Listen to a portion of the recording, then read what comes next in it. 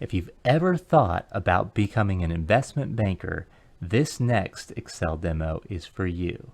We're going to take a lot of the concepts that we covered in the personal finance demo, but this time apply it to a company that's considering making a particular investment in a way that an investment banker might use to sell a company on why they should pursue that investment and how it would impact their income statement and balance sheet if they made that decision versus not. It's another good example of how setting up inputs that can be changed can automatically update the rest of your model in Excel, which is a way that Excel is unique among the data analytics tools we're looking at. So let's do some financial modeling in Excel. All right, here we are back in Excel and we're ready to do some financial modeling. Again, a great use case if you've ever thought about becoming an investment banker. Our scenario today is we're performing an analysis for a golf company that sells drivers and perhaps other irons as well, certain types of golf club, but we are considering buying a company that sells putters. And the investment bank or the company themselves thinks that there could be an opportunity to see some synergy here. We could potentially combine forces, produce things at a lower cost. We could boost our sales, and we want to see how that would impact both our income statement and our balance sheet if we made that decision to invest and buy this putting company, or if we didn't. What would the difference be in different areas of our net income and our balance sheet, different aspects of our balance sheet? So we're a golf company that sells drivers, considering buying a putter company. That is our scenario. And so what we'll do today is build this out. We're going to build it out from scratch. So I'm starting with a brand new Excel workbook. Go ahead and open that up. And what we'll do is this time, it's going to be very similar to the personal finance use case, but this time we're going to spell out our inputs to our model at the very top. So our inputs will be things like, what is our standard annual sales growth going to be?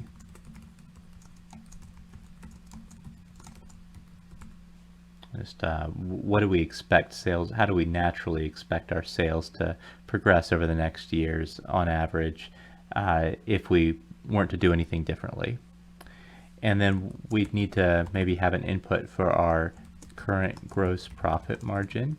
It's the percentage of our overall top line revenue that we would actually get to keep after removing the cost of goods sold. So we'll have that as a variable here. Let's also create a current, sometimes you see the line item in income statements, selling, general, and administration percentage. And this will be a percentage of revenue. Let's make that clear. Put an extra period here. Another input that we'll look at is the interest rate that we get. We'll actually have a separate interest rate for the interest rate on cash, which might be a money market rate, so very liquid asset rate, and then versus maybe an interest rate on other assets. And then we'll also do a tax rate here. Let's call this a... All right, so those are our inputs. I'll double click the right edge of column B to expand it so we don't have any cells getting cut off. And then let's also populate what the actual values are. So we'll assume that our sales are expected to increase year over year over year, about 4% year over year on average. And our gross profit margin, we'll say, is 40%. To keep 40% of the revenue after accounting for the direct cost of goods sold, the cost to make drivers and irons. Then our current selling, general, administrative percentage, let's say that's about 15% of our revenue in total.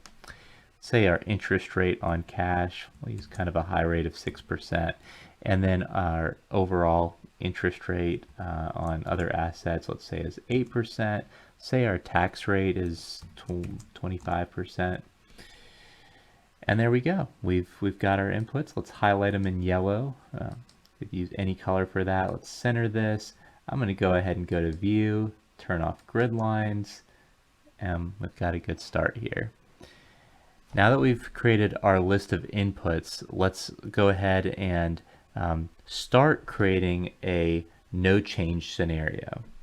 And so maybe a few cells down, I'm going to call this no change scenario. And eventually we'll create a with change scenario over here. For now, we'll just call this no change scenario. And let's say we're going to forecast out for several years, starting with 2023 and beyond. And so I'll do that here. Very similar to the personal finance use case. I'm going to make this dynamic where I just reference the cell in the previous column and just add 1. I can drag that formula over. We'll go all the way to 2032. Again, we can highlight these and see that that's 10, delete 2023. I'll center these. Now the first statement we're going to look at is the income statement. I'll actually insert a few rows above this, right-clicking, insert, and call this the income statement area. Income statement. Might really want to highlight this. So I'm similar to what we did with the expense section and the income section. I'll bold this, put a border around it, and I'll color it green. Income statement. And I also kind of do the same thing here. In fact, I might use the format painter here, format this no change scenario, maybe give it a different color. And there we go, we have our no change scenario. Now we're going to need to do some labeling coming up. So this is going to be our section for our line item labels. The first item we'd have on the income statement is our revenue, and so we might create a whole section for revenue potentially. I'll do that over here. Call this our revenue section. Merge cells, put a border around it, maybe bold it as well, revenue. And then below that, our first line item, actually our only line item for revenue. You can feel free to update this and change it to whatever scenario you think works. But we'll do sales, and that'll be just our only revenue generator. We won't split it out any more than that. Similar to personal finance, you can get as granular as you'd like. Maybe you split sales out by different types of sales or categories of sales. But in this case, they'll all be one value. And I guess to start, we need to come up with a starting sales amount, and maybe that could be a parameter in itself. So I'll go back up here and insert another parameter here. Let's call this our starting sales value. Maybe we do, let's do maybe 200,000. That'll be our starting sales value, and we'll make that yellow as well since it's an input parameter, which means down here we simply point to that, 200,000.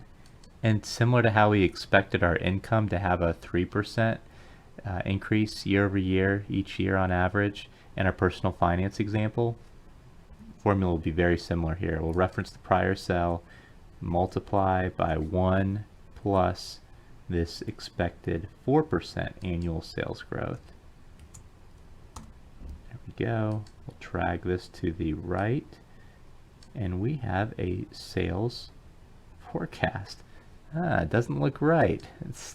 This 2024 looks okay, 208,000, but then it stays at that level. Made the same mistake that we did in personal finance where we didn't lock the cell in, so it continued to drag over here. Now again, if we had a different expectation for what that annual sales growth was going to be year by year, that would work just fine. We'd need to populate it. But in this case, we just have a general expectation for the next 10 years. It'll increase on average by 4%. And so we want to lock in that cell. I'm going to use the F4 shortcut to lock in both the column and the row. Really, we just need to lock in the column, especially in this case. Drag over. That looks a little better. Got a good sales forecast year by year for the next 10 years. Looking good. Well, the next thing we want to do is have a cost section, and I want to have a kind of a section label similar to revenue here. So I'm just going to copy that, paste it in the first cell where I want that to start down here, and then I'm going to call it costs. And the only line item here, and you could get more granular, is going to be cost of goods sold, and that will be a simple formula. It'll be our sales times, and then in parentheses to denote the order of operation, we want to do 1 minus what our gross profit margin assumption is of 40%. Okay, so that'll be our cost of goods sold. Looks good, looks good. So now from here we can use kind of an underline operation. For spacing reasons, I'm just going to put the underline. I'm going to skip a space here, and I'll put a bottom border here to denote the fact that in this case we're doing a difference. It's very common, again, to use a line to represent a sum or a difference.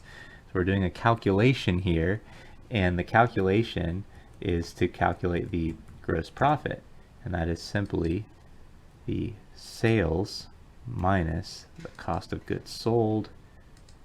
Drag that over. So what we've been doing so far is clicking in the bottom right corner and dragging down. You can also drag over. Something doesn't look right there. Okay, that calculated just fine. What happened here?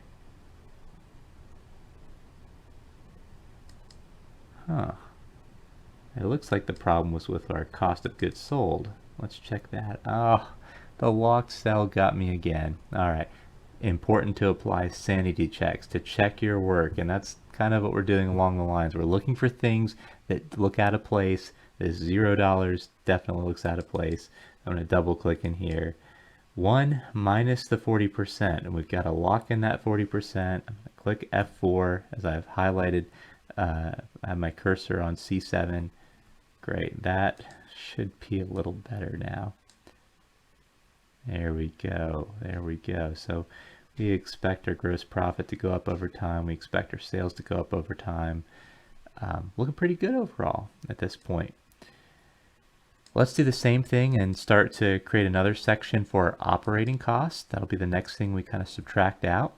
Call that operating costs, and that is where our selling, general, and administrative costs come in.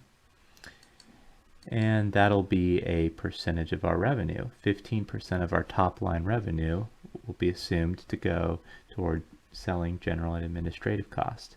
I'll say equals sales times 15%. And this time, I'm not going to forget to lock the cell. Click F4, and there we go. We've locked it in. Drag that across, and we've got our selling, general, and administrative costs all plotted out by year. Looking good. And now we're able to do another calculation. So I'll highlight the cells above which I want to put this bottom border. Select that. Got a border here, and this will be our earnings before taxes, really before taxes and interest as well. Great. So I am going to, the earnings would simply be, here's what we brought in, our top level sales, subtract out the cost of goods sold, and subtract out the general administrative. Actually, we've already done this calculation of the sales minus the cost of goods sold. That's our gross profit. So we'll start with that. Equals the gross profit minus your selling, general, and administrative cost. Did equals there instead of minus. drag this over. Great, we've got our forecasted earnings before taxes and interest by year. Perfect. Well, the next section, now that we've calculated that, is to have an other revenue and expenses section. And this will include our taxes and different forms of interest earned and paid. So we'll call this our other revenue and expenses section. There we go. We'll have 3 line items here. First being interest earned, interest paid, and taxes. Depending on how the company sets up their income statement, there could be different line items in any of these sections, but that'll be what we use for this example. So those 3, and then eventually we'll be able to take those 3 and do a sum of them. We'll go ahead and get that ready. A sum of them to get our total expenses for that section. But then we would take those expenses and we would subtract them from our earnings before taxes and interest to get our net income. So we'll go ahead and set up all of those sections here. Our interest earned is going to be a function of, one, what our interest rate assumed is, which is over here. But the other thing is actually going to come from our balance sheet, which we'll create below. We haven't created that yet, so this is something we'll come back to because we're going to want to point it to whatever our balance was, similar to how we calculated our return on savings in our personal finance example. Interest paid, also a function of what our long-term debt was, which will be on the balance sheet that we create below. So we're not ready to populate that either. Now taxes, we can populate. Let's say taxes are a function of our earnings before taxes and interest, and then we would want to, in reality, have different taxes perhaps for capital gains versus your regular income. But in this case, we'll consider everything together. We're simplifying here for this example. So we'd say earnings before taxes and interest. We want to add the interest earned. That'd be considered maybe revenue as well. Again, probably tax at a different rate. Simple example. And then we'll subtract out our interest paid. Eventually these will be populated. We're preparing, assuming they'll be populated here. So that would be essentially what we need to pay taxes on. So we would take that, put that in parentheses. We want to do that computation first, and then multiply by our tax rate. Not going to make the mistake of not locking in the cell. My cursor's on C11 here. I'm going to press F4, locks it in with the dollar signs. Great. There we go, 12,500. Now, if this were negative for some reason, let's say our gross profit margin was a little bit lower. Let's say it was more like 10%. And we actually have a loss. This would suggest our taxes are negative. That doesn't really make sense. So let's apply, we're going to use a function here. We can use we kind of want to say, okay, whatever the maximum is of that computation of what our taxes would be, or 0, which will, if your calculation ends up being negative taxes, I'll just replace it with 0. And that's what happened here. I'll change it back here. I just wanted to show that as an example, or go back to a profitable company with a 40% gross profit margin here. And there's our 12,500 tax amount. Now, in reality, sometimes tax credits can get carried over to the next year, so perhaps it wouldn't be as simple as putting in a max statement there, but we'll just assume that, all right, if you don't make any money, you don't get taxes, and then the next year if you make money, you start paying taxes on whatever you made that year. Just very simple example. And to calculate our net income, we would say, well, here's our earnings before taxes and interest. Let us add to that the interest earned. Let us subtract from that the interest paid. And let us subtract from that our taxes. And there we have it. Now we still need to populate these two, but for now, without any interest earned or interest paid, would have a net income of 37,500. We need to drag over both of these formulas. We'll worry about interest earned and interest paid after we populate the balance sheet, but let's drag this over as well. And hey, we've forecasted our net income over time. That's pretty neat. Now it's time to put together a balance sheet for this hypothetical corporation. I'm going to scroll up to the top here, and we have a label here for our income statement. We want to bring that down, and probably the years as well. We'll copy and paste the years too in this case. I'm going to copy that entire section, scroll down. I have a long Excel workbook in this case, and let's call this the balance sheet. I'll give that a orange color here.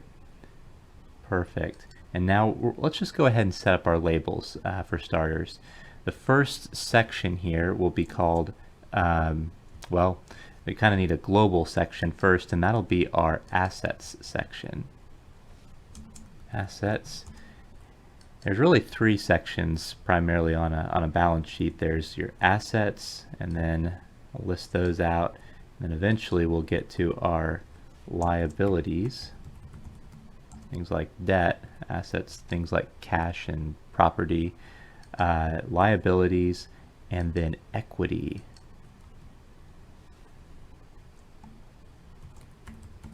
And there is a classic formula in accounting and finance, and that is assets. Your assets equal your liabilities plus your equity. So we'll need to make sure those two things ultimately tie out. Let's talk about some of the assets we might have in an example. Every company will look a little different here, but first there's current assets. Those are more liquid assets. So we'll give that a label here. Now this could come into play for, it's a technique you could use for all kinds of Excel spreadsheets, but especially financial ones. I'm going to insert a column before column C here. So I'm highlighting column C, right clicking, insert.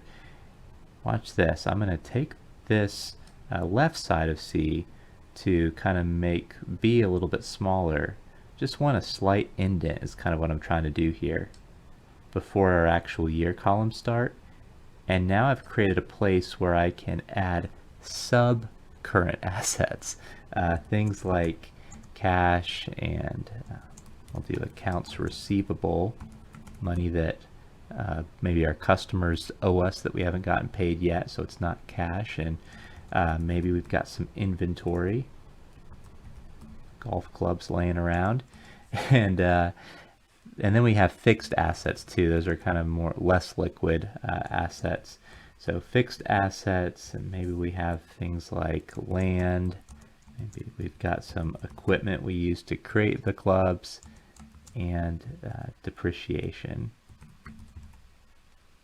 Very good. And then we'll create a placeholder for total assets where we'll add our current and fixed assets so we can see in one column, one row, what all of that adds up to.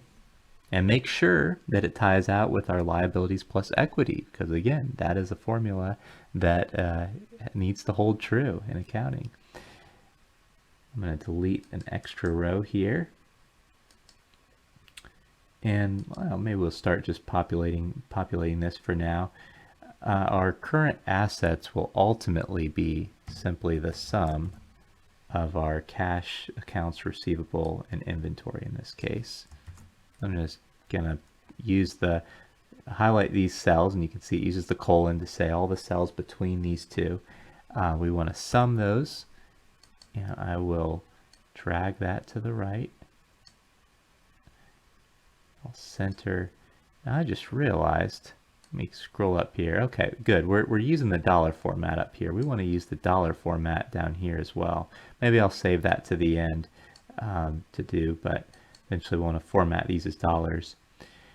Cash. Ooh, cash is an interesting one. Now for the first cell, we should probably have some kind of maybe a starting cash value, and that we will set as a parameter at the top. So let's scroll to the top, Just put it before our starting sales value.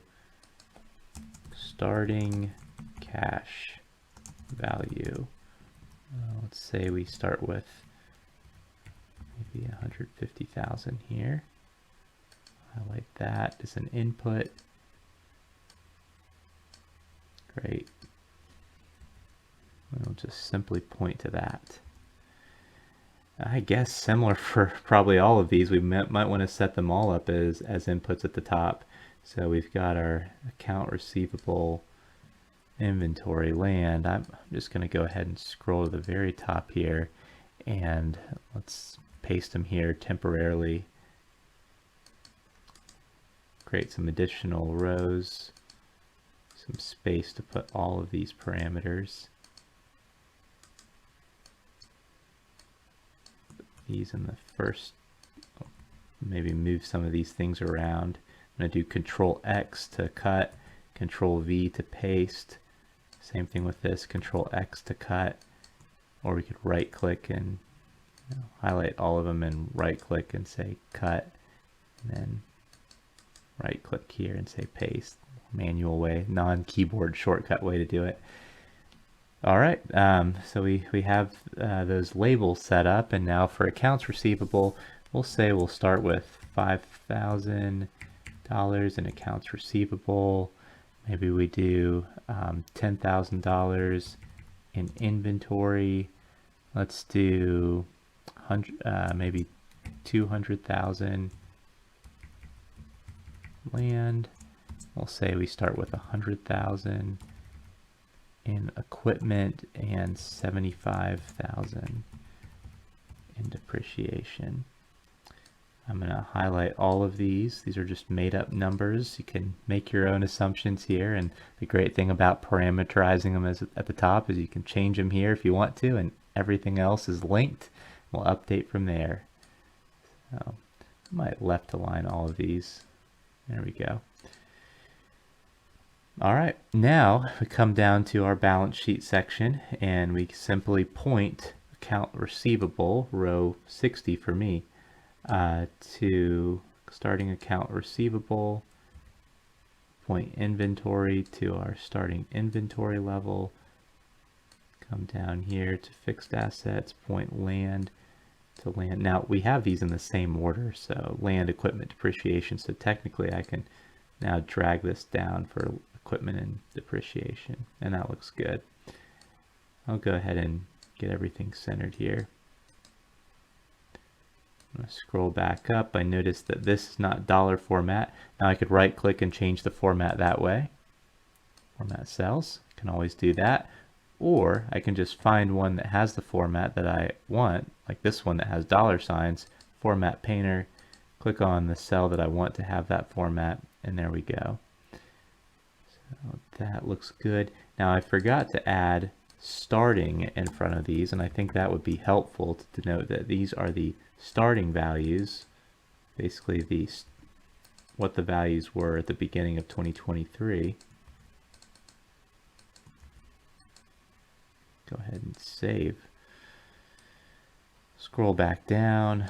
All right, looking good. I'm going to go ahead and update the format of this 165,000 now using the format painter.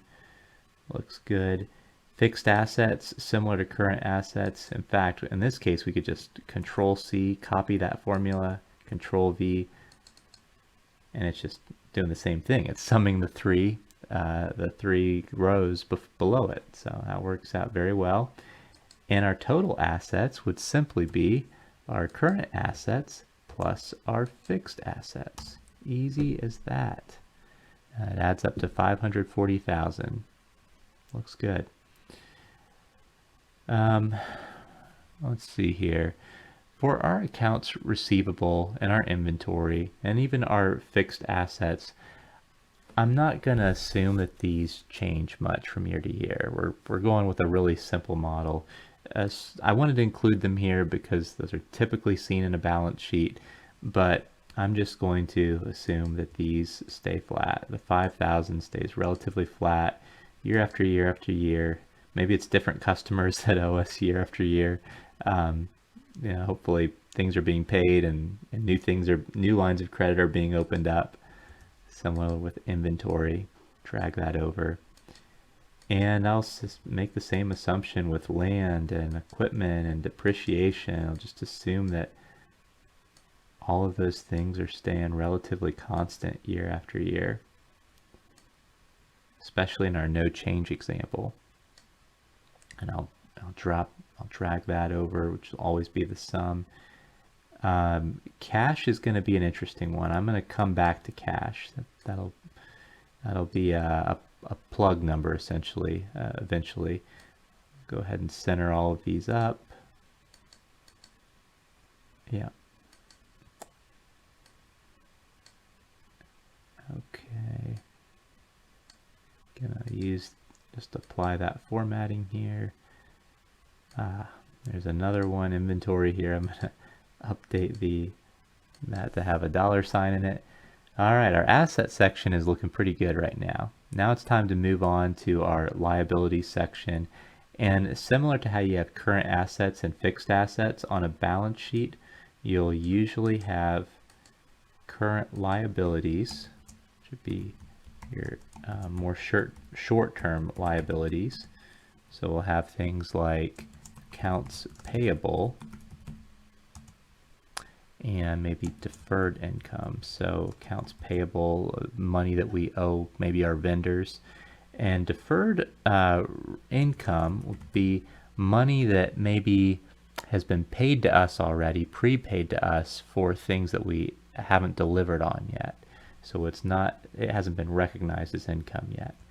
So that'll be our current liabilities there. And then we'll have some long-term liabilities, like maybe we have some long-term debt here. So that'll be our only long-term liability value in this example. I'm going to insert some space here to also create a total liabilities line item. Current liability simply going to be the sum of these two rows, accounts payable and then deferred income. Go ahead and drag that across. Now our starting, here again, we need a starting accounts payable value, a starting deferred income value, starting debt value. I'm going to copy these titles up here so that we can easily add them in. Just 3 more rows for these. Doing Control X, Control V again. All right, what do we want to use as our starting accounts payable value at the beginning of 2023? Let's say our accounts payable and what we owed to our vendors, $10,000. Let's say we had about $5,000 in deferred income at the beginning of 2023. Let's say our debt was $100,000 at that point as well. Left align, highlight, keep your formatting consistent. That is so appreciated by your stakeholders, anyone using this. It's just easier to follow when formatting, coloring, alignment is consistent. All right, so we're going to point to our starting accounts payable value. I can drag down for deferred income, and then I'll go to the debt line here, point that to the debt line here, our parameter 100,000, and I just realized we need to add starting in front of these as well.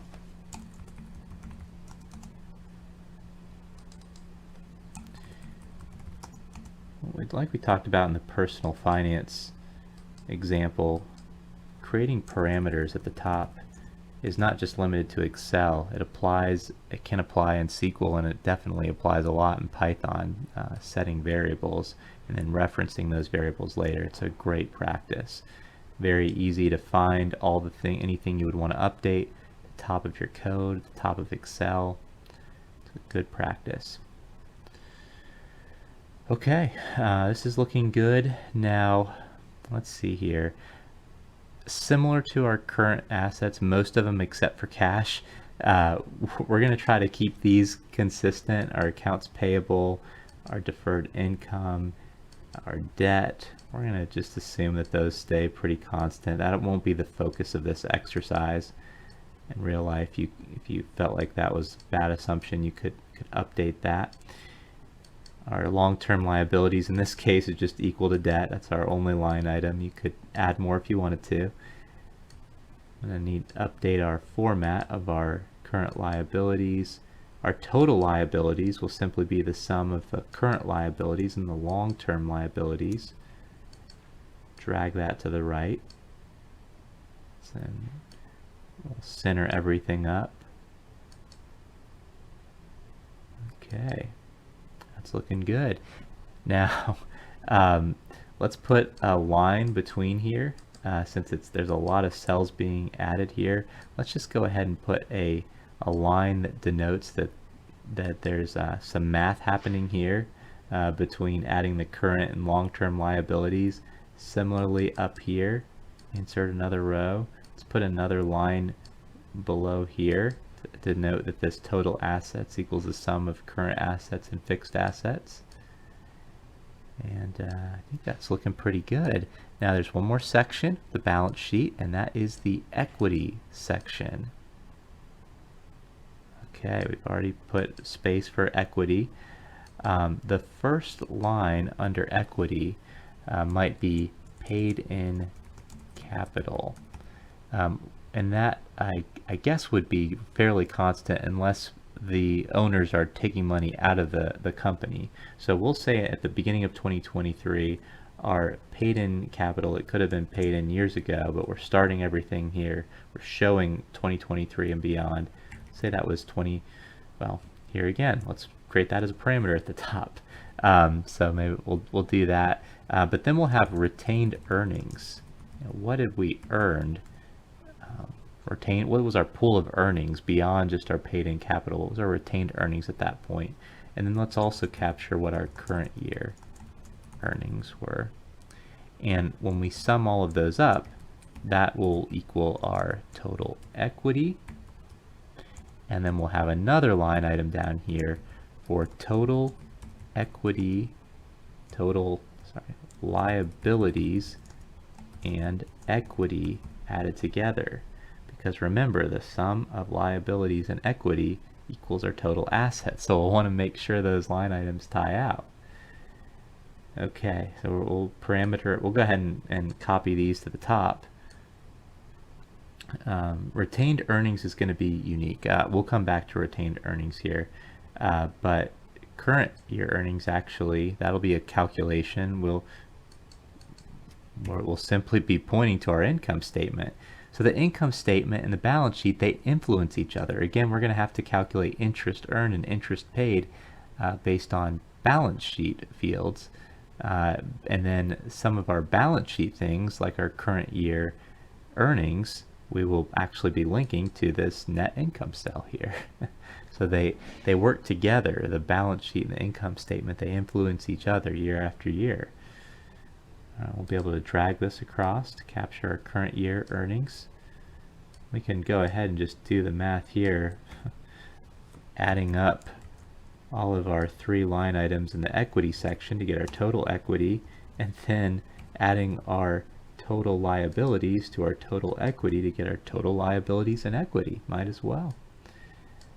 And we'll just drag those over. Yeah, looks good. I'm going to copy this formatting for now. We still need to set our initial paid in capital parameter. Just paste that here. Insert another space. It's good to have some good spacing in your Excel workbook or presentations as well.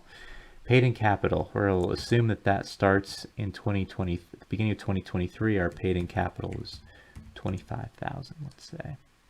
And I'll highlight that yellow and left align.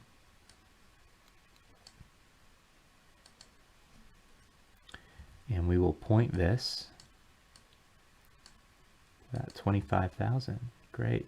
Now this is another thing. We're going to assume that we are not adding in capital or taking out capital from the business, and so this will remain constant as well. For simplicity, center everything up here. Okay, so retained earnings. In order to calculate what our retained earnings were at this point, technically we have this formula around assets equals liabilities plus equity. So what we should be able to do for this first year for retained earnings to figure out what number would make sense here.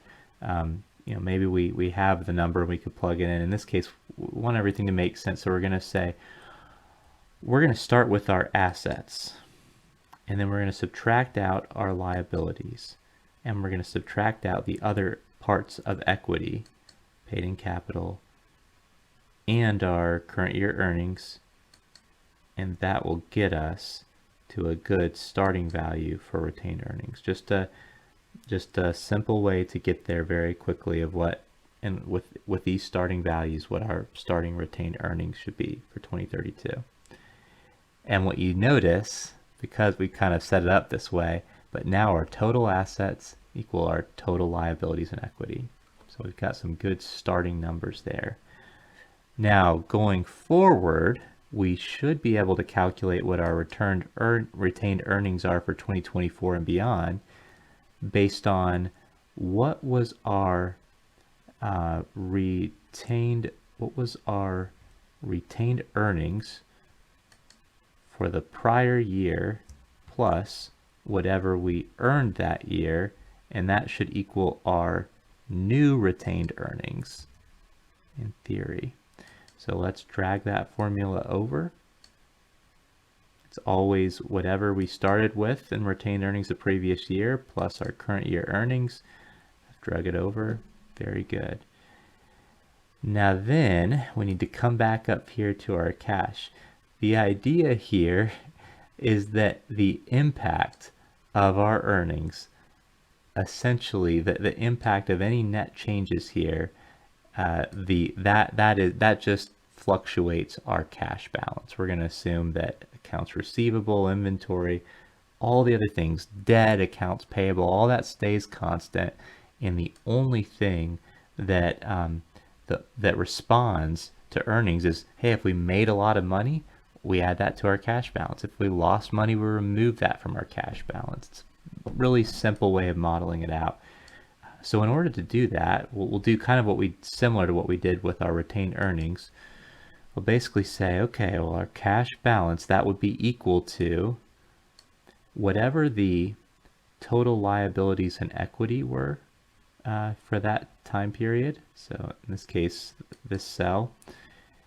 And we're going to subtract out, so our assets have to equal our liabilities plus equity. So if we start with our liabilities and equity, and then we just subtract all of our fixed assets, and then our other current assets, our accounts receivable and our inventory, that'll give us our cash balance.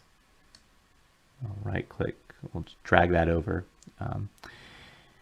And there we go. So if we see what happens here in 2024, we expect our starting balance in 2023, a cash balance of 150,000 to go up to 189,000. That is essentially a reflection of the 39,000 that we expect to make in 24,000. That's what gets us to that cash balance. All right, so we have a populated balance sheet here. We have a populated income statement here, and it's all for this scenario where we don't buy the putter company. All right, before we move on to the income statement and balance sheet with the change scenario, I want to update a few things. One being the interest rate on other assets. So this will be the interest rate that we earn on our cash. This is actually going to represent the interest rate that we pay on debt. I'll make that update. That'll pay 8% there. And now that we've established our balance sheet down here, we can come back up to interest earned and start populating these cells as well. So our interest earned would be a reflection of our cash balance, and we would multiply that by our interest rate that we expect on cash. I'm going to lock that in. There we go. We'll drag that across. We're getting an error here about circular references. Okay, we want to think about whether, I think right now we're thinking our balance sheet kind of represents more beginning, or we'd have to establish whether it represents the beginning or the end of that year. What we'll do here for cash for interest earned for now, for simplicity, is we'll say it's a reflection, at least starting in 2024, of what your cash balance was the year prior. It'll be that times the interest rate on cash, and then we'll lock that in. Now we should be able to drag that to the right and do just fine.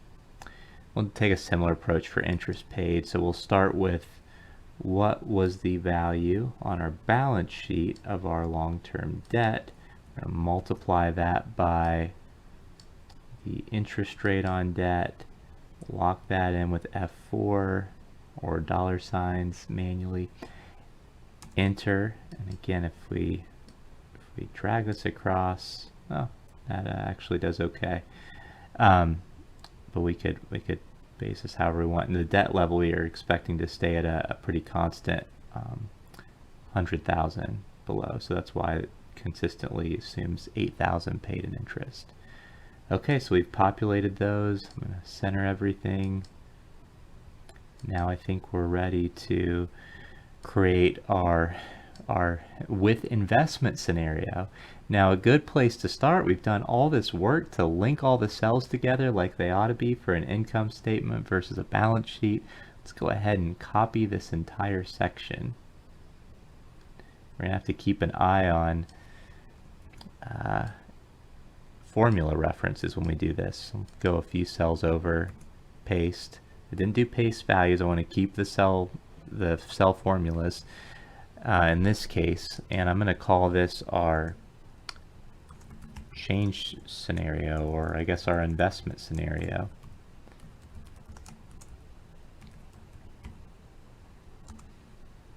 All right, let's take a look at what happened here. I just noticed this as I was copying. We probably want to widen column M, and we want to keep all the columns the same width, so we'll highlight all of the columns, just right click a little bit until we see those hashtags kind of go away. I suppose it's a good thing that by 2032 we expect our assets to grow in the millions. But there we go. Now we don't get that cut off anymore. Clearly there's something up over here.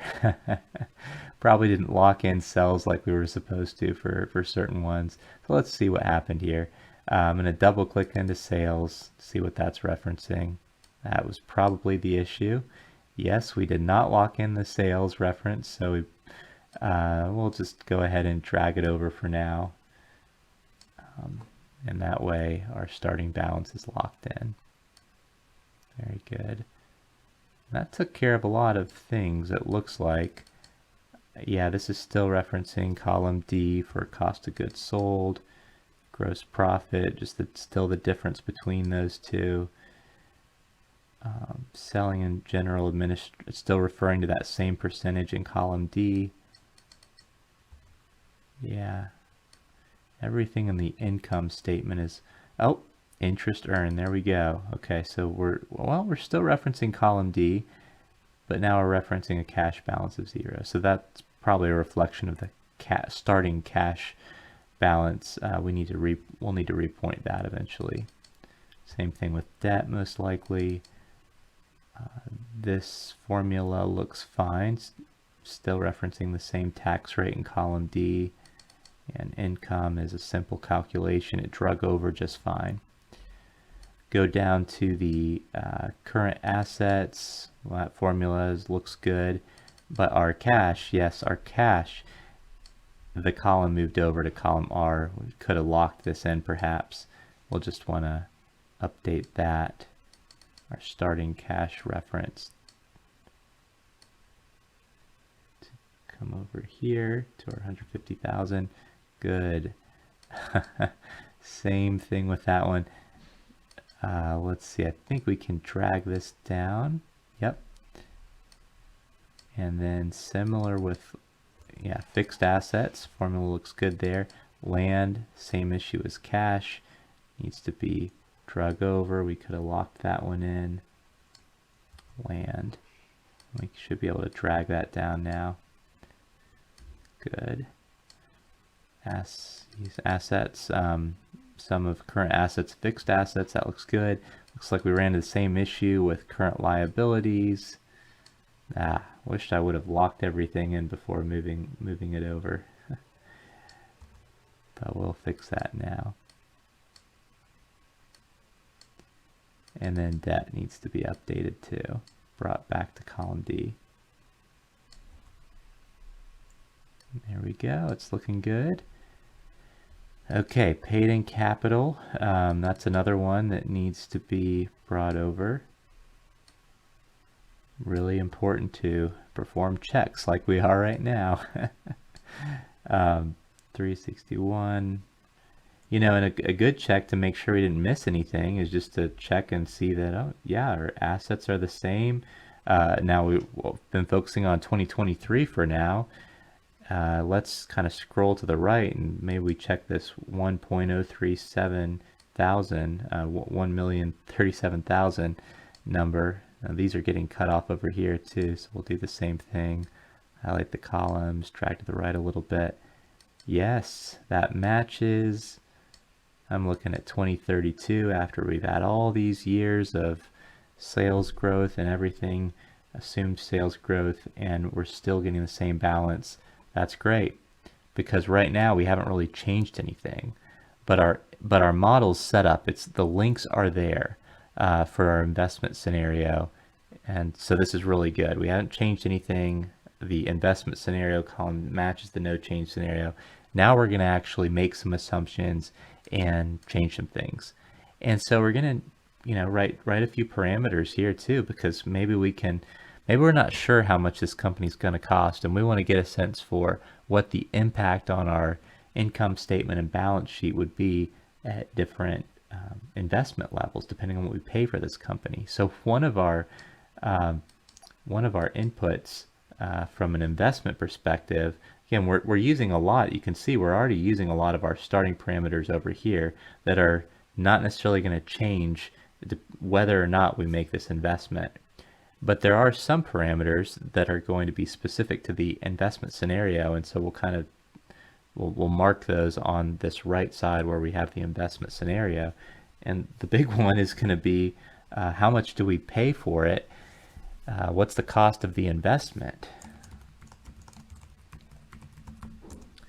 And so we will start that at let's say 500,000, and we'll be able to adjust that if we want to and see what the impact is. Cost of investment. Now eventually we're going to have to think about how that gets allocated on our balance sheet. Let's say for this scenario that we're planning on financing that 500,000. This investment banker comes and they say, you know, we can help you get a loan for that 500,000. It'll just be additional debt, but man, it's going to be fine. You're going to be able to pay it off eventually because of all the revenue you're going to make. And so in the long term, it's going to be a good thing. That's the investment banker, let's say. Let me adjust this. And so if that's the case, then down here for our debt, what we'll do is say, okay, this equals actually what it did before, our starting debt, what it would have been, but now it's going to be that plus the cost of the company. There we go. All right, I'm going to move this over a little bit so cost of investment doesn't get cut off. Great, and we'll color this yellow. Now what we need to figure out is, okay, if your debt's going to go up, then your assets need to go up. So we need to figure out, okay, I paid 500,000 for something. What did I get for that? Let's just say the company, let's just say we got 250,000 worth of land, and we got 250,000 worth of equipment, and that's how this 500,000 is going to be allocated. Okay, so what we might do is say percentage of investment allocated to land, percentage of investment allocated to equipment. And we will we'll say it's 50-50 in this case. So about 250,000 allocated to each one.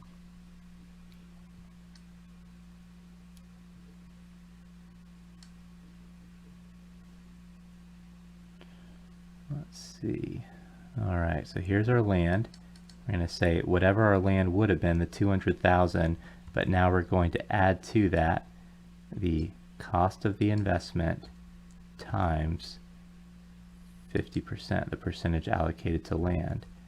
And likewise, our equipment will be the 100,000 that we had originally plus cost of the investment times the percentage allocated to equipment. And so now, after buying it, we would have 450,000 in land, 350,000 in equipment. There we go. Looks good. We've got that parameterized. Oh, so if we want to update it later, we can. Now, let's say that as a result of buying this, we're going to expect higher sales. That would make sense. We're selling putters now. That's part of the purpose of buying it. Now let's say that we could do it from a percentage perspective. Let's say we expect an initial boost in 2023 when we buy the company. We're kind of assuming we buy it at the beginning of the year. Let's say we expect a boost of 125,000 in sales. That's our expectation. So see, impact, starting impact on sales. Again, we could do it from a percentage perspective. We'll say we expect to now have 125,000 more sales. That's about what the putting company was doing per year going into this. And we think there's some synergy here. We think that combining all of the putting and the driver, the total impact that'll have on our cost is it's going to reduce our cost of goods sold by 5%. So we need to factor that in as well. Impact to cost of goods sold. And the cool thing about this is if we want to update these and say, well, what would it be if we didn't assume that? We didn't make that assumption that it was going to lower our cost. We can change this to 0 and see how the model updates. All right, let's bake that in. So 125,000 is our starting impact on sales. So we would simply come down here. Right now it's referring to a starting sales in a no change scenario. We want to add to that this 125,000 that we get from the putter sales if we buy that company. Great. Now notice the rest of it, we're going to assume that 4% increase we were assuming before on our legacy sales as well as the putting sales now, and it goes up from there. So we are assuming that 4% on all sales with the putter sales included here. Then on our cost of goods sold here, we've got the sales, and I guess in this scenario we're assuming that that the putting company too had a 40% gross margin.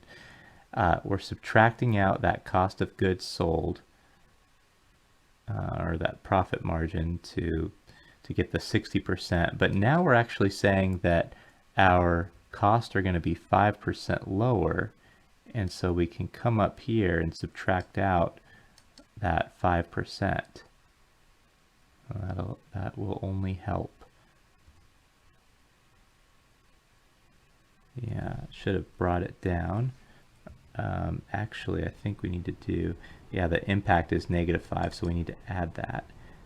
Always good to check your work and make sure it goes in the direction you thought it would. Oh boy.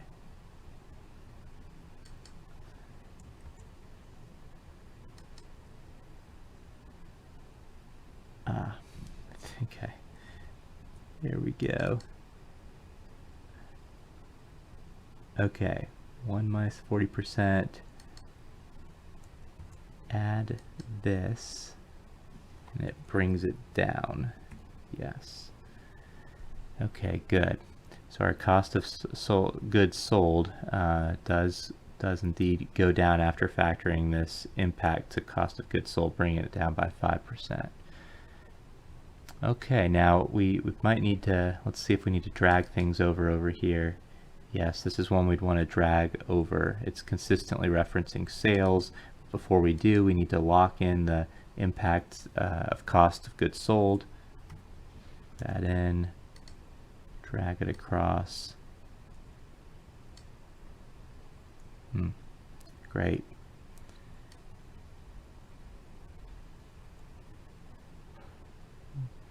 Okay. Well, let's just do a few checks here. Okay, so we updated our sales. We updated our cost of goods sold. Gross profit is still going to be the difference between sales and cost of goods sold. Selling, general, and administrative expenses. That is, we're going to assume that we pay the same 15% on our sales, even with the putter sales. And then earnings before taxes and actually that is something we might consider, is maybe we think we can keep about the same level of selling, general, administrative with the new company. You never know, but just different assumptions we can think about. And I just realized that these are not all centered. There we go. So I'd like them to be. Okay, coming back to our formulas. Yeah, earnings before taxes and interest still going to be gross profit minus our selling, general, administrative cost. So that looks good. Interest earned. Okay, let's see what happens here. And this is part of where the analysis would come in.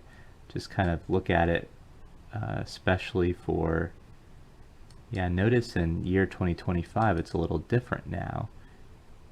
It's higher. The interest earned is higher. Let's go down here. We're referencing a higher cash balance here, so we expected our cash to go up in the year 2024. All right, now eventually we're going to go down to cash and kind of see if that amount still makes sense. Why would cash have gone up here? Well, let's come down here. Cash is really kind of a reflection of how much you earned. So our earnings, yes, we did expect more earnings in the first year, 2023, with the new scenario. We expected 43,000 instead of the 38,000. So that's about a $5,000 difference, which is also reflected up here. Why? How did we get this difference? Well, now we can kind of compare this 2023. We have 325,000 sales instead of the 200,000. Now our costs are higher, but you can see even after taking into account the cost, our gross profit is higher. Even after accounting for the selling, general, administrative, 15% of sales, our earnings before taxes and interest is higher. Then our interest earned is about the same. Ooh, look at this. Our if we didn't have to finance that, if we didn't have the big increase in interest paid because of, remember what this represents, it's that debt. Now it's 600,000 times the 8% instead of the 100,000 times the 5%. But what we're finding here is even after accounting for that higher debt service payment, this 48,000 versus the 8,000, 40,000 more in interest we're paying on that 500,000 that we borrowed to buy the company times the 8%. We're finding that the revenue that we got, or saw an expectation, we offset that, and then we're paying a little more in taxes because the earnings are a little higher. And at the end of the day, even in year one with that higher debt, we are making 43,000 instead of the 38,000. All right, very interesting. And so that allows us to coming back to, I think, interest earned here. We are starting to build up our cash balance by making more, which gets us more interest earned eventually too. All right. And we're consistently paying more on our interest paid, right? There at this point there hasn't been an assumption of paying back that loan at a certain point. But let's keep going here. So we have our taxes that fluctuate. It's always a reflection of what our earnings before taxes and interest our interest earned and interest paid were. And then coming down here, our current assets is always a sum of our 3 line items to make sense. We're not assuming any changes in accounts receivable or inventory. We assume this land and equipment purchase that was relatively constant. It increased when we bought the putting company and stayed flat from there. Same thing with depreciation. So our whole fixed assets is staying pretty constant. And our total assets is just similar to what it was in the no change scenario, just a reflection of our cash going up over time. Let's come back to that. Liabilities, we are assuming our current liabilities didn't really change, similar to the no change scenario, but our debt, instead of being 100,000 is 600,000, and that is linked to the cost that we paid for the company up here. So if we change that at the top, we can see how that would change below. Very good. And our total liabilities stay pretty constant. Same thing with paid in capital, not assuming that we're adding anything to the business. I guess we could have assumed that instead of financing it via debt by increasing our debt here by 500,000, that we actually paid in more capital. That would be another way to finance it. But in this case, we didn't pay in anymore. We're not taking out anymore. And we do see that our retained earnings is growing over time, and that's a reflection. It's actually growing more. If you notice here, our retained earnings in the year 2032 is higher than it was in the no change scenario. So we've got that captured there. Current year earnings, yep, that's higher. We saw that in the income statement. And our total equity, that has increased as well. And let's do that classic accounting check. Yes, our assets equal our liabilities plus equity. Very good. So we're kind of building up our cash balance here. We're able to build up some cash, and so what we might be able to do is we might be able to eventually take some cash and pay off that debt, so we don't have to pay that 8% interest rate anymore. Lots of considerations we want to consider. You know, can we invest that 8% and earn more than that 8%? That would determine on when we and how we would want to pay down that debt at a certain point. But an investment banker might now be able to point and say, here's what your income statement looks like today if you don't do anything. Here's what it would look like if you bought that putting company. For this scenario, there are a couple of selling points for the company to do this thing, and they would call this a leverage buyout because we're taking on debt to finance buying of a company. It's called a leverage buyout.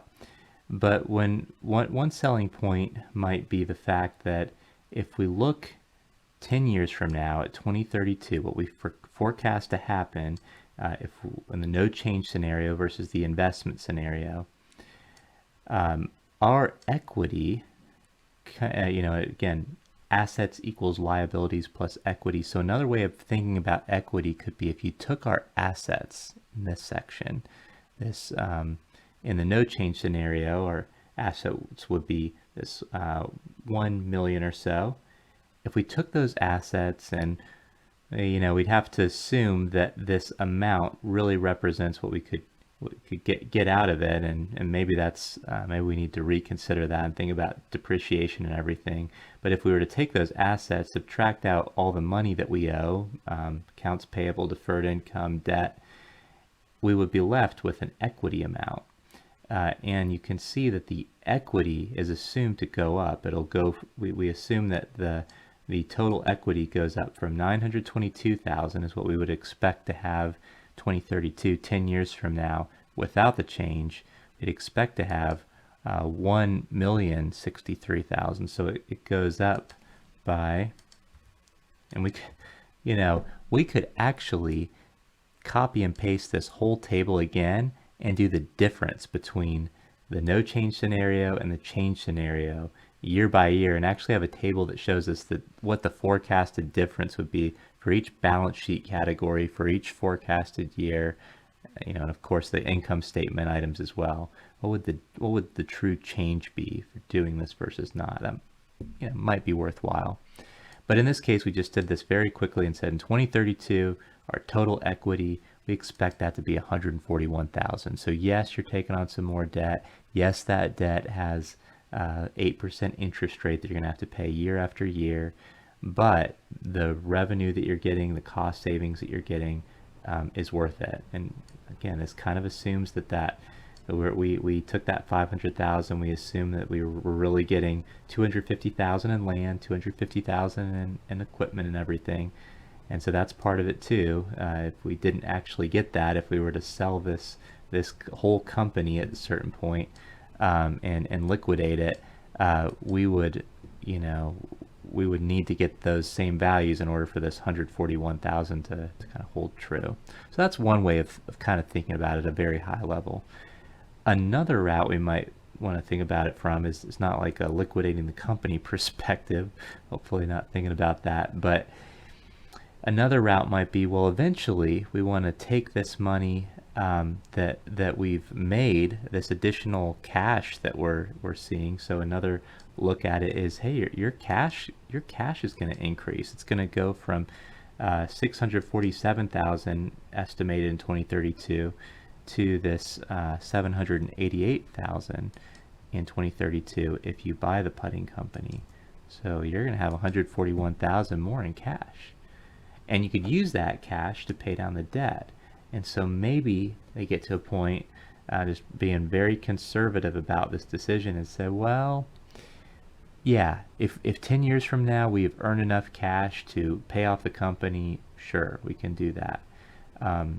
So at this point, if we were to say, well, we want to pay off that company in 2032, what we could do is say, okay, in 2032, our debt, I'm going to highlight this cell right here, we're going to subtract whatever we paid for the investment. Let's say this loan, kind of what we're assuming here is that the loan, it was just an interest-only loan. And so each year you saw the interest paid went up in the investment scenario. So we're paying that 8% on the 500,000. Let's say that balance holds true, and then at the end of 10 years, we're going to pay this off.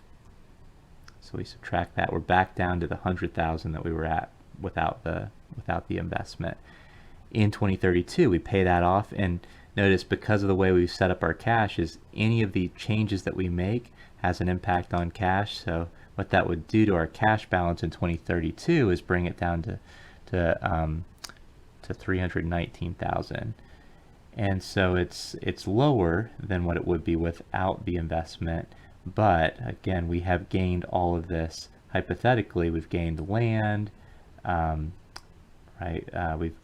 We've gained 250,000 in land, 250,000 in equipment, assuming we can sell it for that, and our sales are operating at a higher level, and so we might continue to expect to get this higher net income that we've been observing.